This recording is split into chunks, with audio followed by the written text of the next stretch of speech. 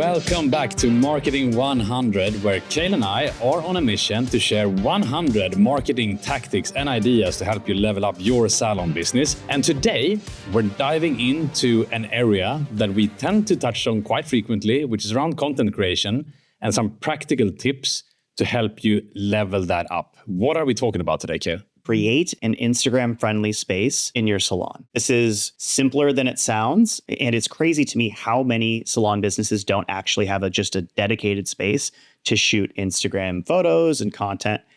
And it's something that's, in my opinion, essential at this point. It's 2024, about to be 2025. If you don't already have an Instagram space in your salon, what are you doing? Get it ready. It's really simple. I'm going to tell you how. But today, that's what I want to talk about, John. I think this is something that we're already creating content. I guarantee you every salon has an Instagram. If they're not dedicating a spot in their business to shooting it, then they're just shooting themselves in the foot in a lot of ways. You have a very YouTube-friendly space, I think, where you are right now, with a bit of backlight and purple colors going on and everything. This is just my dungeon, man. This is I live here. I'm in a cave. No, I love this is just natural lighting. Yeah, I agree. This is important to have a space like that to make sure that the quality of the images we capture or that your clients capture are at the right level. Clearly, you've figured out your little YouTube setup there. And so why is this so important then, Kale? It comes down to a few things. I would say the most important thing in any visually focused business is lighting.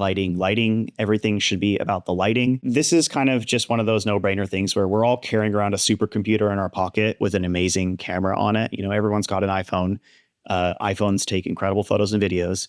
Put that to good use. When we get into the why of it, specifically Facebook, Instagram, and TikTok are the favorite social media platforms for finding salons. There's a large percentage, I think it's 75% of people who look for salon businesses go on Facebook or Instagram or TikTok to find them. You know, they're looking for hashtags. They're looking for oftentimes very specific, service specific hashtags. Someone decides they want a balayage. They look at hashtag balayage or whatever.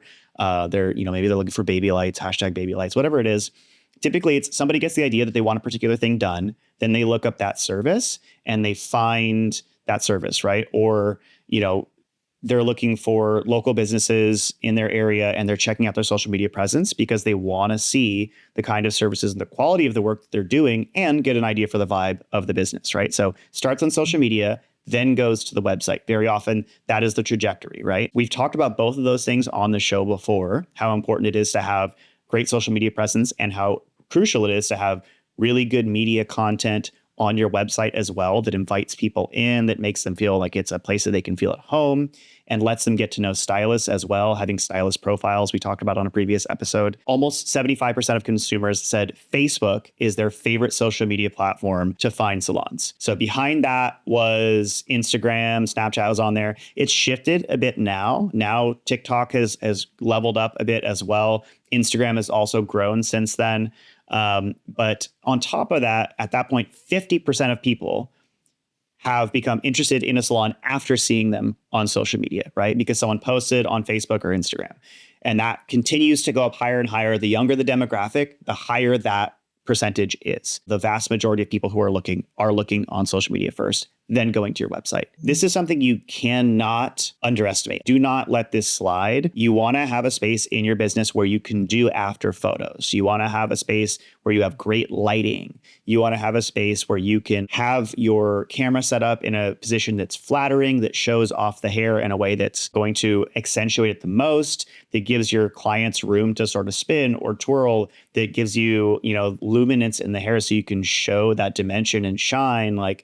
You need to have this work out for you. You need to have this space in your business to truly communicate the value that you bring on social media. This is your dedicated Instagram stories, Instagram reels space in your business. I believe many businesses or people watching this are thinking about this, maybe are doing something. How really deliberate are you about that? Or is it more okay, yeah, we happen to have this spot that's kind of close to the window and okay, that will be good enough, right?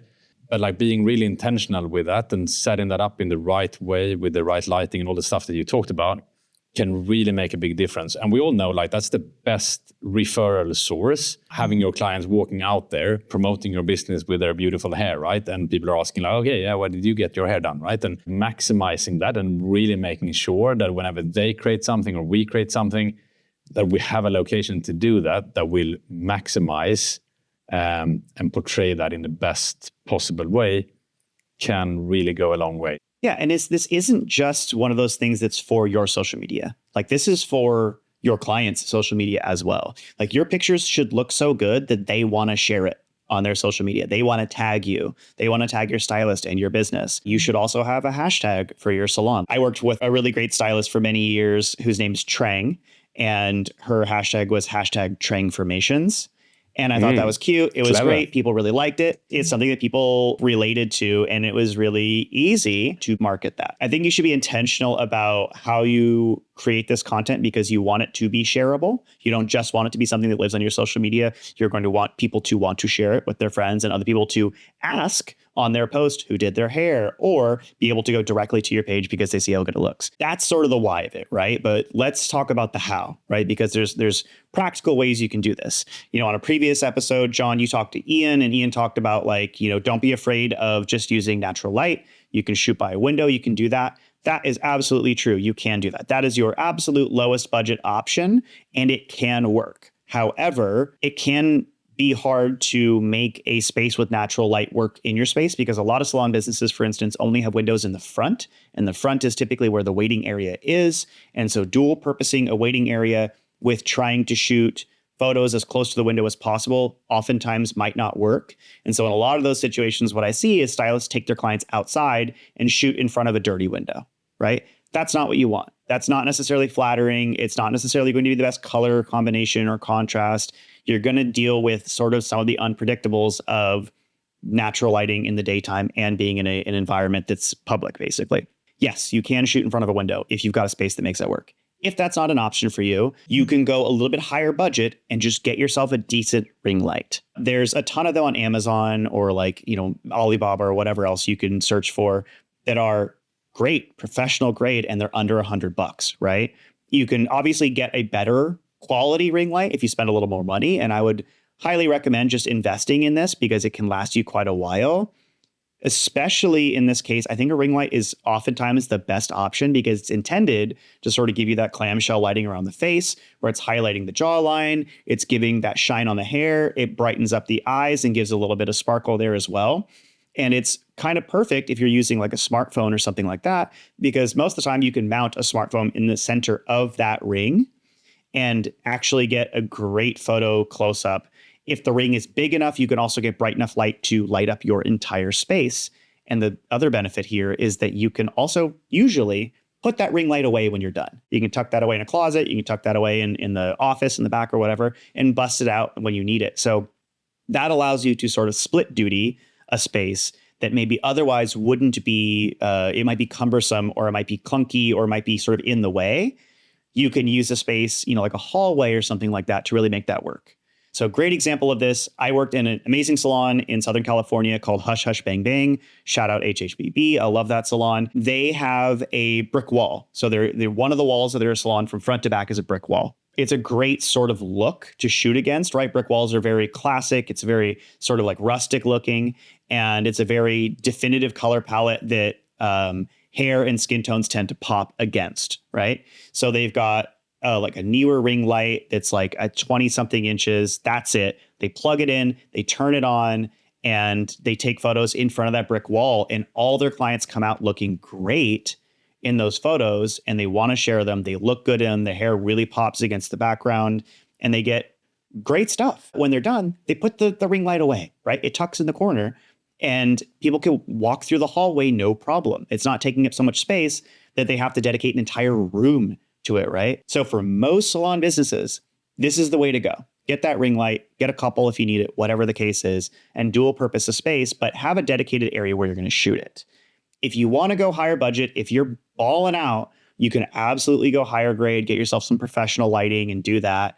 It's not necessary, but if it's important to your business, you feel like it's important to your business, you can do that.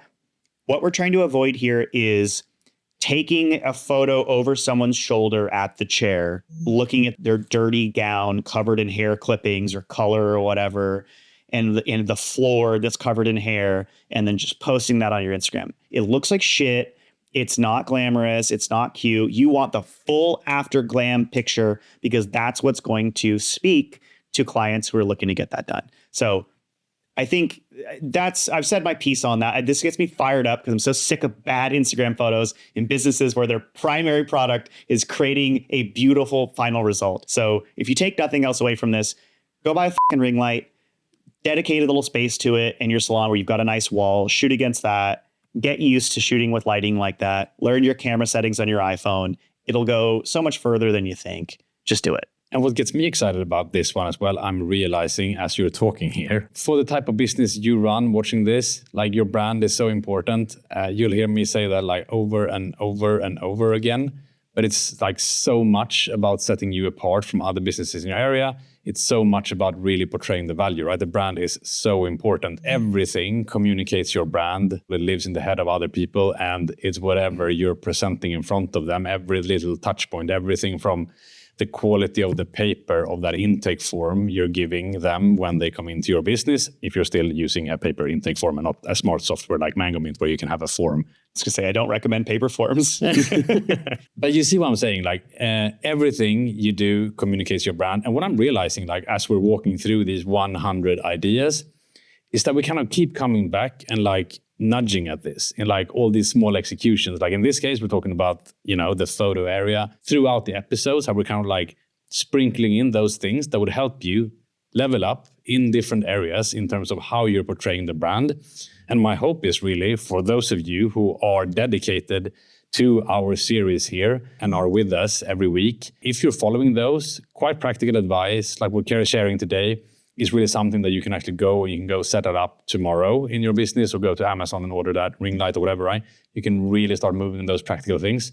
If you just stay on the path with us and just like follow through here, we will make sure we're like building that stuff in so that you're gradually leveling up your business. Everything communicates, that will elevate your brand, is what will set you apart. It's what will allow you to communicate really the value that you deliver and to follow with pricing and profits and all of that good stuff. Each of these things is meant to work together for your business. All these things we talk about with social media, with setting up a space, with, having a videographer come in and shoot, and all of these things fit together. They're all crucial components of your business. Your website, your social, your video, your photos, all these things all fit together to create your persona, right? To give an online presence of your brand that communicates very readily and very clearly who you are, what you do, and why people should come to you, why they would like you. I promise you, if you take these to heart and you do these things step by step, these are things that are going to continue to level up your business in a way that shows you financial returns. You have to stick with it. You have to commit to actually doing these things. You can't just try one thing once and then forget it and say it didn't work. No, these are all processes that you should continue to learn and iterate from. But whether it's building your culture or learning how to truly maximize your social media presence, these are all things that will grow you as a salon owner, that'll grow you as a hairstylist or service provider, and truly help you learn about the things that make a difference to your clientele and that they want to see and be a part of. I want to make sure you're aware also, I don't know where you're listening to this or where you're watching this, because right now you can find Marketing 100 in a lot of different places, a lot of the big podcast platforms, including YouTube and Spotify and like many places, right? We're really trying also to make this show so that you can kind of tune in to the platform or on the platform that makes sense for the context that you are in. So if you want your daily little Marketing 100 head massage, where we're covering one snackable tactic, if that's on the bus, if that's in the car, if that's on your lunch break, wherever that is, we're trying to meet you in a way that fits you. For those of you listening on Spotify, if you want to see our stupid faces on video, you can check us out on YouTube. That's where the video version of this podcast is. Otherwise, if you just like listening to our sultry voices on the way into the salon, you can check us out, like John said, on any podcasting platform, Spotify, Audible, we're all over the place. So there's lots of options for you. But if you want to see us, you're going to have to check us out on YouTube. Go get subbed over there. You'll love it. If you haven't seen us before, you should see us. We're actually pretty handsome. John is especially. Cale has his charm indeed. But again, to all of you watching here, every episode, every week, or at least coming back. We don't take that for granted. And we want to make sure that we're also like delivering the best we can. So like if you're watching this on YouTube, let us know in the comments. If you're watching us somewhere else, drop us an email or whatever works for you. We want to like bring on your ideas and continue to make this better. We're so grateful for having you here. This is the tip that we had for you today. Level up your Instagram presence by creating a space in your business where you can take those photos. Subscribe to this show, ring that little bell. In the description below is where we leave all the special offers on, Mango Mint and resources that you can go watch, including the video that I did with Ian on videography, where he's really like going into like how to create the space, lighting, and all of that good stuff. You'll find links to that in the description of this video as well.